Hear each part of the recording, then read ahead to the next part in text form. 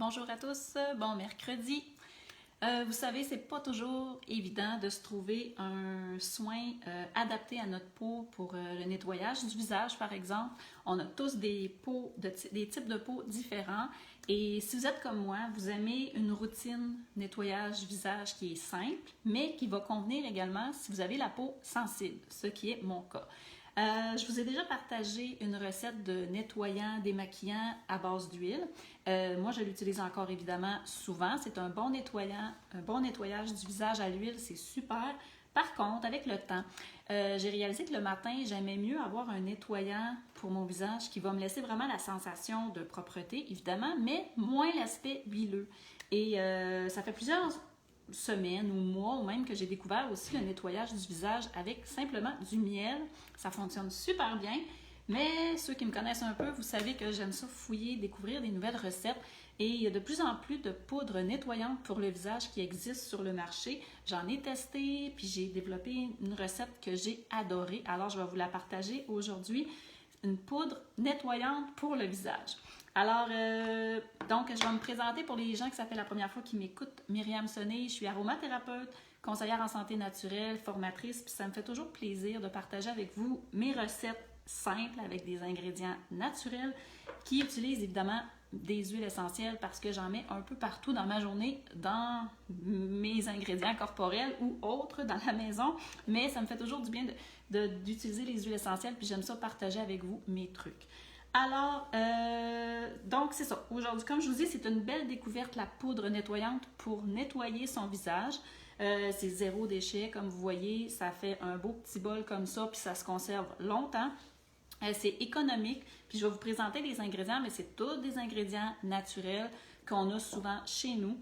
Et comme je rajoute toujours un petit peu d'huile essentielle, bonjour Odette, ça sent super bon.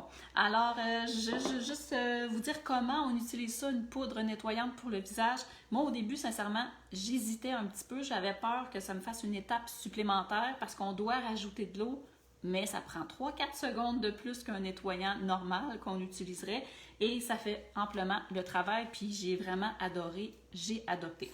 Alors, comment est-ce qu'on l'utilise? On met à peu près une cuillerée à thé de cette poudre-là dans le creux de la main et on fait simplement rajouter de l'eau. On va frotter avec nos doigts, ça fait une pâte si on met pas beaucoup d'eau. Si on met plus d'eau, ça va faire comme un lait nettoyant. C'est très très doux pour la peau et après on fait simplement l'appliquer sur notre visage, le rincer et procéder à notre soin quotidien pour la peau, soit un hydrolat, une lotion tonique et ensuite un sérum ou une crème de jour. Mais c'est vraiment, vous allez avoir la peau vraiment bien nettoyée de toutes les impuretés, tout en douceur, puis comme je vous dis, ça sent très très bon. Alors, je vous partage tout de suite la recette. Je ne la ferai pas avec vous parce que c'est tellement simple. Je vais juste vous décrire les ingrédients qui sont à l'intérieur.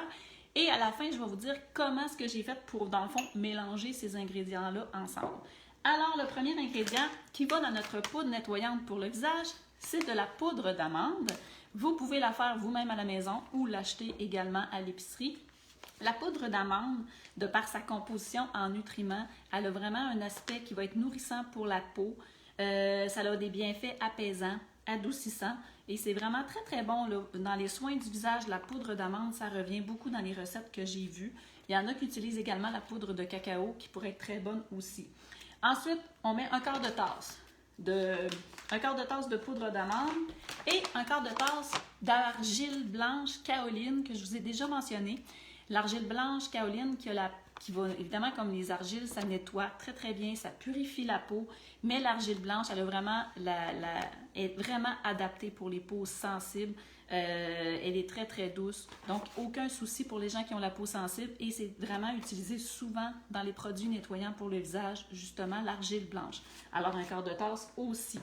Ensuite, comme je vous disais tantôt, j'ai adopté souvent aussi, puis si vous êtes pressé, vous pouvez très bien vous nettoyer le visage simplement avec du miel. On en met très très peu, une demi-cuillerée à thé de miel. Le miel qui a toujours des super belles propriétés pour la peau et qui est un très bon nettoyant en tant que tel.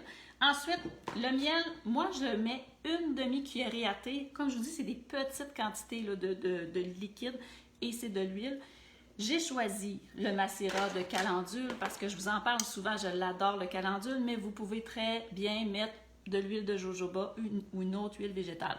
Alors, comme je vous dis, une demi-cuillerée à thé, juste un petit peu, ça va aider à mélanger les gouttes d'huile essentielle. On met 6 gouttes seulement dans toute la recette. Comme je vous dis, c'est un soin pour le visage. Les huiles essentielles au visage, on n'en met jamais beaucoup.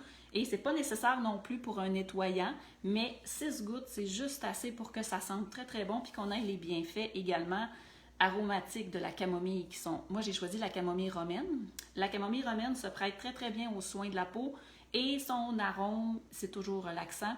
Alors, ça fait du bien quand on se nettoie le visage. Je vous dis, ça sent très très bon. 6 gouttes dans toute la recette, ça va durer plusieurs semaines et c'est vraiment efficace. Autre chose, je rajoute une cuillerée à thé aussi de fleurs séchées. Fleurs séchées de votre choix. Encore une fois, j'ai choisi les calendules parce que je les adore puis c'est super bon. Ça a un effet anti-inflammatoire pour la peau, comme le macérat d'ailleurs. Et c'est vraiment apaisant, ça convient aux peaux sensibles. Ça apaise les rougeurs ou démangeaisons. Ce qu'on prend, c'est qu'on prend une cuillerée à thé de fleurs séchées et on va les broyer finement. C'est important d'avoir une poudre fine. Moi ici, si vous voyez, il y a quand même des petits morceaux.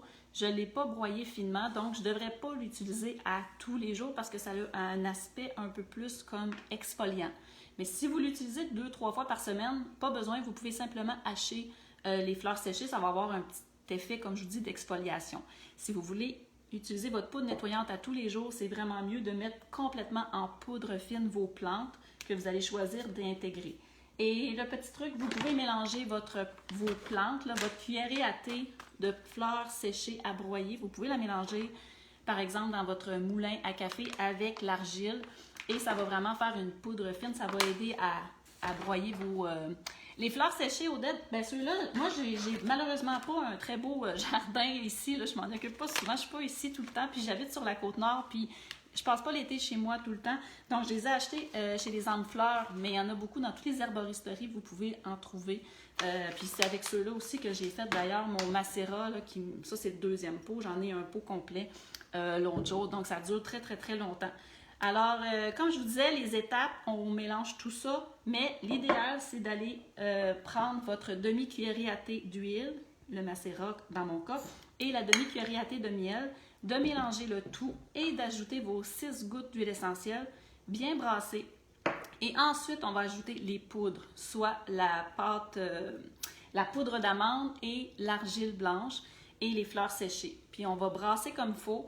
Moi, je vous recommande de prendre des gants, là, si possible, pour ne pas contaminer. Vous brassez vraiment avec vos mains pour essayer d'humidifier votre poudre. Et comme je vous dis, ça va se conserver très, très, très longtemps.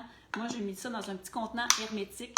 Et lorsqu'on veut se laver le visage, la seule chose à faire, on prend une petite quantité de poudre dans le creux de la main. On rajoute un petit peu d'eau, on brasse. Comme je vous dis, on nettoie le visage.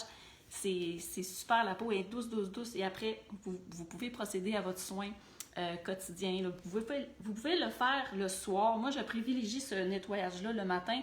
Le soir, je vais plus nettoyer mon visage à l'huile, avec mon nettoyant à base d'huile. Puis, je vais vous mettre le lien sous la vidéo. Je vais partager mon article de blog avec la recette et le lien pour mon nettoyant démaquillant à l'huile. Il va être également dans le lien. Donc, j'espère que vous allez aimer cette recette-là, que vous allez l'essayer. Venez m'en parler. J'aime ça quand vous venez me parler de mes recettes puis de ce que ça donne chez vous. Et n'oubliez pas aussi que si vous voulez assister à mes webinaires, je donne tout le temps des webinaires d'informations sur les huiles essentielles, comment les utiliser au quotidien. Vous avez juste à m'écrire, puis je peux même vous faire parvenir des échantillons également si vous ne connaissez pas les huiles essentielles d'Otera. Ça va me faire plaisir de vous en faire parvenir. Donc, juste m'écrire. Et je réponds assez rapidement d'habitude. Donc, je vous souhaite une belle semaine, puis on se revoit la semaine prochaine pour une autre recette ou autre truc. Bye bye tout le monde!